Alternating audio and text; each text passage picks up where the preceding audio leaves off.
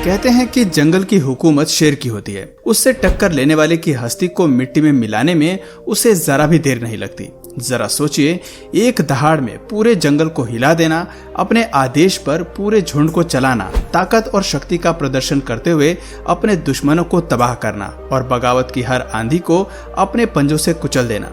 सुनने में ऐसी असीम ताकत का बादशाह होना कितना कूल लगता है ना। जाहिर सी बात है कि शेर के ओहदे और ताकत को पाने की ललक हर किसी में है, लेकिन क्या कभी किसी ने शेर की जिंदगी में झांक कर देखा है? आखिर इतनी बड़ी अपेक्षाओं के बोझ तले रहना कैसा लगता होगा? दोस्तों, वो कहावत तो आपने सुनी होगी कि with a great power comes a great responsibility. शेर की जिंदगी इन्हीं शब्दों में सिमटी हुई है। बचपन से लेकर मौत तक उसे एक ऐसी जिम्मेदारी में बांधा जाता है जहां हारने का कोई स्कोप नहीं है। बस एक जंग में शह और मात इनका सब कुछ छीन लेती है। जो झुंड इन्हें गर्व से राजा बनाता है, वहीं प्राइड ग्रुप इनका तख्तोताज और सम्मान छीनकर ग्रुप से बाहर करने में एक पल भी नहीं लगाता।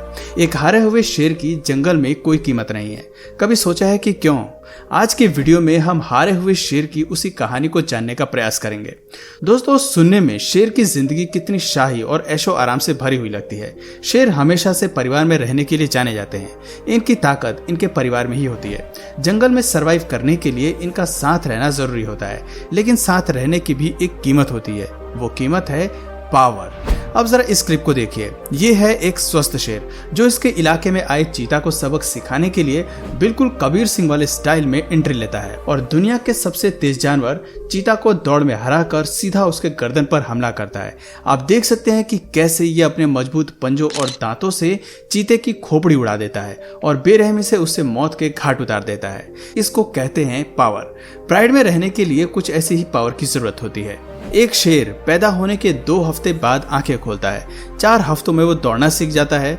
जहां एक तरफ इन्हें भोजन और युद्ध कला में माहिर करने का काम मां के कंधों पर होता है, वहीं बच्चों के रक्षण की जिम्मेदारी पिता की होती है। 3 महीने के होते होते ये शिकार करना सीख जाते हैं और शेर के प्राइड ग्रुप का हिस्सा बन जाते हैं। लेकिन असली समस्या अब शुरू होती है। जी हाँ, जरा इस शेर से मिलिए जिसे ग्रुप से धक्के मारकर बाहर का रास्ता दिखाया गया है। ये केवल एक मामला नहीं है। प्राइड ग्रुप अक्सर अपने युवा सदस्यों को ग्रुप से बाहर का रास्ता दिखाते हुए नजर आते हैं। खास तौर पर नर शेरों के साथ ये जाति ज्यादा होती है। यहाँ तक कि कभी कभी एडल्ट लायंस और बूढ़े शेरों को भी ग्रुप से बाहर निकाल दिया जाता है। ऐसे में सवाल आता है कि आखिर कुछ शेरों के साथ ऐसा व्यवहार क्यों होता है? इस सवाल का जवाब केवल उम्र से जुड़ा है। जैसे ही युवा शेर बड़े होते हैं, प्राइड ग्रुप के ताकतवर शेर उन्हें बाहर का रास्ता दिखा देते हैं। दरअसल एनिमल किंगडम में अपने सर्वाइवल और ओहदे के लिए इस तरह का व्यवहार किया जाता है। हमारे लिए ये नियम बेहुदा हो सकता है, लेकिन ये सारा खेल पावर का है। आपने वो कहावत तो सुनी होगी, जिसकी लाठी उसकी भैंस। खैर, यहाँ भैंस तो नहीं है, लेकिन ये कहा जा सकता है कि जिसकी जीत उसका ग्रुप। कभी कभी ये युवा शेर पुराने शेरों पर जीत हासिल कर लेते हैं और ऐसे में एडल्ट लायंस को भी अपने परिवार और ग्रुप को छोड़कर बाहर जाना पड़ता है। ये नियम हारे हुए सदस्य के लिए एक जैसा है। शेर के परिवार की ये प्रथा काफी प्राचीन है और आज भी नर शेरों द्वारा फॉलो की जा रही है। युवा शेरों के लिए ये नियम काफी हैरान करने वाला होता है जब उन्हें पहली बार धक्के मारकर बाहर का रास्ता दिखाया जाता है। ये ठीक ऐसा है कि बिना किसी बात के आपके परिवार वाले सुबह उठकर आपको घर से बाहर निकाल दें, वो भी बिना किसी चेतावनी के।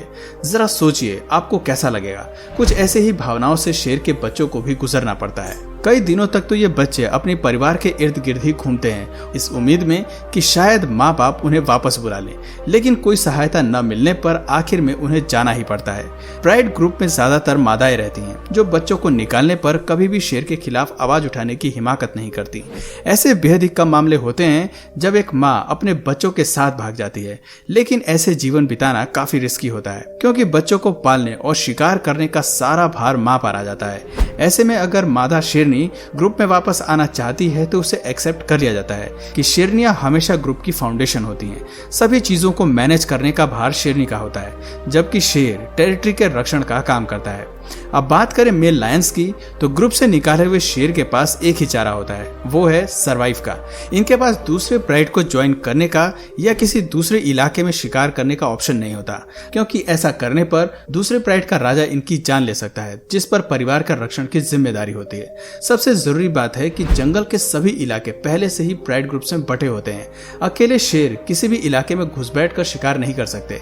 ऐसे में युवा शेर के पास 2 ही विकल्प बचते हैं, या तो वो इस इलाके को को छोड़कर कहीं दूर चला जाए या फिर दूसरों के छोड़े हुए शिकार पर अपना जीवन चलाए। ग्रुप से निकाले हुए शेरों का बचना और एक स्वस्थ स्थिति में रहना मुश्किल हो जाता है। खैर, एनिमल किंगडम से कोई और उपेक्षा भी नहीं की जा सकती, क्योंकि यहाँ एक ही नियम है, वो है सर्वाइवल ऑफ द फिटेस्ट का। यहाँ आपको खुद अपने हक के लिए लड़ाई लड़नी पड़ती है। सर्वाइवल के लिए अगर शेर अकेले शिकार करना सीख भी जाता है तो जंगल में इन्हें ऐसे शिकार चुनने की जरूरत होती है जिनसे वो अकेला टकरा पाए। अगर ये अकेला शेर विशालकाय भैंस या विल्डरबिस्ट को मारने की योजना बनाते हैं तो उन्हें मुंह की खानी पड़ती है। दरअसल शेर के फीचर्स एक लंबी लड़ाई के लिए विकसित नहीं हुए हैं। हालांकि ये 80 किलोमीटर प्रति घंटे की रफ्तार से दौड़ सकते हैं, लेकिन इनकी ये रफ्तार केवल छोटी भागम भाग के लिए ही बनी है और ये केवल पास के इलाके को बेहतरीन ढंग से नियोजित कर सकते हैं। बड़ी लड़ाइयों के लिए शेर को अपने ग्रुप और साथियों की जरूरत पड़ती है, जो अकेले शेर के पास नहीं होती।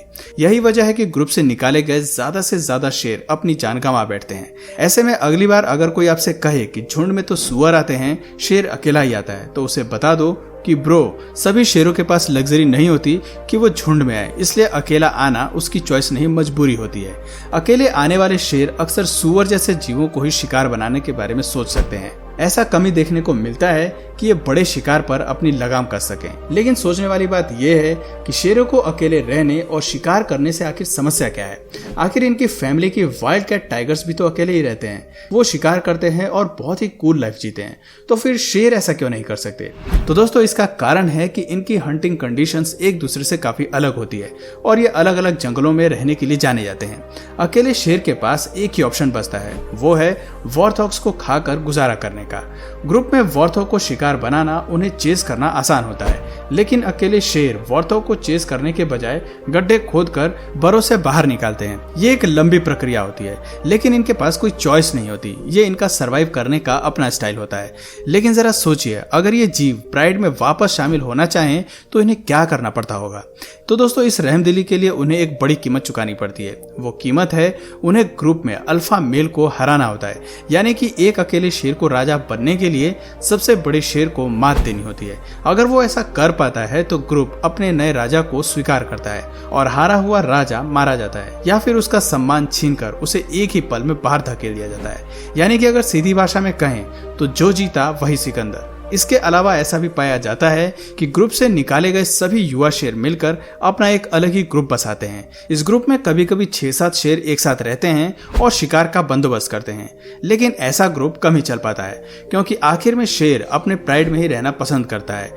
इनका सामाजिक ढांचा इसी तरह से बना हुआ है, क्योंकि जंगल की दुनिया में जीतने वाले शेर की ही इज्जत होती है। वो कहते हैं ना कि दुनिया भी उगते सूरज को ही सलाम ठोकती है। कुछ ऐसा ही हाल शेर की दुनिया का भी है। जब तक जंग की सारी जीत इसके नाम नहीं है, तब तक सत्ता पर इनके अधिकार को कोई ठुकरा नहीं सकता। लेकिन एक बार शिकस्त मिलते ही इन्हें अकेले दर दर भटकने के लिए मजबूर होना पड़ता है, और तब तक ये मुश्किलें इनका साथ नहीं छोड़ती जब तक ये दोबारा अल्फा मेल को हरा कर अपना सिंहासन नहीं पा लेते। ऐसी स्थिति जब कभी बूढ़े शेरों के सर मंडराती है तो उन्हें मौत का मुंह देखना पड़ता है। इसका मतलब है कि बूढ़े शेरों के लिए प्राइड में कोई जगह नहीं है। लेकिन जब बात शेरनी की आती है तो बूढ़ी शेरनी ग्रुप में स्वीकार होती है। उसे प्राइड की वो सभी सुविधाएं मिलती हैं जो बाकी सदस्यों को मिलती है। इससे पता चलता है कि राजा बनने के जितने फायदे हैं, उसे बरकरार रखने की कीमत उतनी ही ज्यादा है। दोस्तों, शेर होना कोई आसान काम नहीं है। जंगल में शेर या तो राजा होता है या उसकी कोई कीमत नहीं होती। तो दोस्तों, आपकी नज़र में सही मायने में जंगल का राजा कौन सा जानवर है, कमेंट करके जरूर बताइए। और अगर इस वीडियो से आपको कुछ नया जानने या सीखने को मिला या फिर इंटरेस्टिंग लगा तो प्लीज़ इस वीडियो को एक लाइक करके अपने फ्रेंड्स और फैमिली में इसे ज़रूर शेयर करें। और यदि आप इस चैनल पर नए हैं तो प्लीज़ इस चैनल को सब्सक्राइब करके बेल नोटिफिकेशन आइकन को ऑन कर लीजिए, ताकि हमारे आने वाले वीडियोज़ आप मिस ना करें। मिलते हैं फिर किसी वीडियो में नए टॉपिक के साथ। तब तक के लिए नमस्कार।